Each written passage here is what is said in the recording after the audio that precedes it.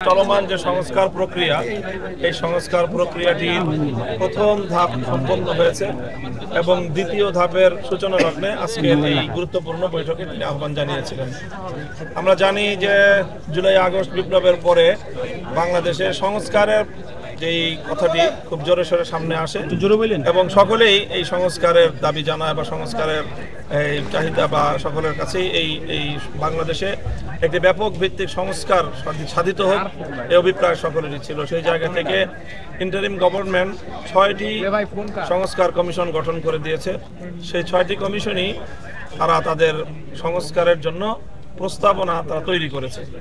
সেই প্রস্তাবনা নিয়ে এখন জাতীয় ঐক্যমত গঠন করার জন্য 6টি কমিশনের প্রধানদেরকে নিয়ে মাননীয় প্রধান উপদেষ্টার নেতৃত্বে জাতীয় ঐক্যমত্য কমিশন গঠন করা হয়েছে। সেই কমিশনের আগামী দিনের কার্যক্রম পরিচালনার যে রূপরেখা সেটি ঘোষণা করা হয়েছে আজকে, এবং সেই আগামী দিনের কার্যক্রম পরিচালনার একটি উদ্বোধনী প্রোগ্রাম ছিল আজকে। অনেকটা এই ধরনেরই আজকের আয়োজন।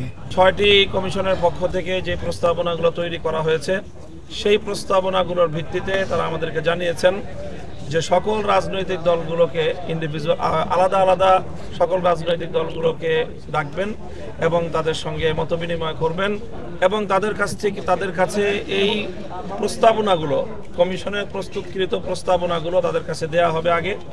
তারা এটাকে অ্যানালাইসিস করবেন, করে তারপরে প্রত্যেক দলের পক্ষ থেকে এই প্রস্তাবনাগুলো সম্পর্কে দলীয় প্রস্তাবনা এবং দলীয় পরামর্শ মতামত ব্যক্ত করা হবে। এবং সেই ভিত্তিতে প্রধান উপদেষ্টা একটা টাইম ফ্রেম তিনি ঘোষণা করেছেন যে আগামী আশা করা যায় যে 6 মাসের মধ্যে দ্বিতীয় ধাপ সম্পন্ন হয়ে সংস্কারগুলো ঐক্যমতের ভিত্তিতে সাধিত হবে। সংবিধান সংস্কার হবে, নির্বাচন ব্যবস্থা সংস্কার হবে, বিচার এবং পুলিশ সহ অন্যান্য যে বিষয়গুলোতে সংস্কারের জন্য কমিশন গঠন করা হয়েছে সকল সংস্কারগুলো সম্পন্ন হবে, এটা আশা করা হচ্ছে। আজকে আলোচনার মধ্যে রাজনৈতিক দলগুলো আরেকটা বিষয় ব্যাপকভাবে আলোচনায় নিয়ে এসেছিল, সেটি হলো জাতীয় নির্বাচনের আগে স্থানীয় সরকার নির্বাচন। এই প্রশ্নে আমরা দেখেছি যে রাজনৈতিক দলগুলো দ্বিধা বিভক্ত রয়েছে। অনেকে এই বর্তমান স্থানীয় সরকার ব্যবস্থার যে ভণ্ডুল অবস্থা, সেই জায়গায় ভঙ্গুর অবস্থার কারণে অনেকে অতি অনতিবিলম্বে স্থানীয় সরকার নির্বাচন দাবি করেছে।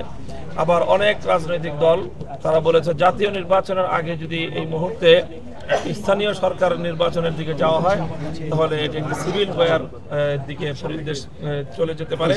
এই জন্য তারা সতর্ক করেছেন যে কোনোভাবেই যেন এই ধরনের সিদ্ধান্ত গ্রহণ না করা হয়। সেই সাথে সকলে আরেকটি বিষয় ঐক্যমত পোষণ করেছে এবং সকলের অভিন্ন ঘোষণা ছিল যেন বিগত ফ্যাসিস্ট সরকার এবং এই ফ্যাসিবাদী শক্তি তাদেরকে যেন কোনোভাবে রাজনীতিতে পুনর্বাসিত করার কেউ কোনো চেষ্টা না চালায় এবং এই আগামী নির্বাচনের এই প্রস্তুতি পর্বে বা কোনো অজুহাতে সেই অতীত সরকার বা তারা সেই ফ্যাসিবাদী শক্তি তারা যেন বাংলাদেশের রাজনীতিতে পুনর্বাসিত হওয়ার সুযোগ না পায়। সেই সঙ্গে তাদের বিচার ব্যবস্থাটাকে নিশ্চিত করার জন্য অতি দ্রুত বাংলাদেশে আগামী নির্বাচনের আগেই দৃশ্যমান কিছু নির্বাচন প্রক্রিয়া, কিছু বিচার প্রক্রিয়া যেন সম্পন্ন হয় এবং বিচার যেন কার্যকর যেন হয়, সেই ধরনের কিছু দাবি উত্থাপিত হয়েছে এবং সেই ধরনের কিছু আশ্বাসও আমরা সরকারের বিভিন্ন দায়িত্বশীল মহল থেকে পেয়েছি। কোনো উপদেষ্টা বলেছেন এই ধরনের কথা যে বা সরকারি পক্ষ থেকে এই ধরনের আশ্বাসও শোনা যাচ্ছে যে অন্তত আগামী নির্বাচন বাস্তবায়ন হওয়ার আগেই বিগত এই ফ্যাসিবাদী শক্তির এবং এই হত্যাকারী শক্তির তাদের কিছু বিচার এটা দৃশ্যমান হবে, সেই আশাবাদ আমরা ব্যক্ত করেছেন। আমরাও সেইভাবে আশাবাদী। তো এই ছিল মোটামুটি আজকের কথা। আমরা আমাদের পক্ষ থেকে যেই কথাটি বলেছি, আমরা বলেছি যে অবশ্যই এখন যেই সংস্কারের যেই প্রক্রিয়ার যে দ্বিতীয় ধাপ শুরু হচ্ছে সেখানে সকল রাজনৈতিক দলগুলো নিজ নিজ মতামত ব্যক্ত করবে এবং তারা অংশগ্রহণ করবে। সেই সাথে আমরা চাই যে এই সংস্কার প্রস্তাবনা এবং সেটা বাস্তবায়ন কার্যক্রম শুরু হওয়ার শুরুতেই যে বিষয়গুলো সমাধান হওয়া উচিত, নির্ধারিত হওয়া উচিত, সেগুলো হলো আগামীর বাংলাদেশের ভিত্তি কী হবে, আগামীর সংস্কারের ভিত্তি কী হবে। সেজন্য আমরা মনে করি জুলাই আগস্ট বিপ্লবের যে একটি ঘোষণাপত্র জাতির সামনে ঘোষিত হওয়ার কথা আমরা জোর দিয়েছি, সেটি যেন অনতিবিলম্বে সেই ঘোষণাপত্র যেন জাতির সামনে ঐক্যমতের ভিত্তিতে চলে আসে।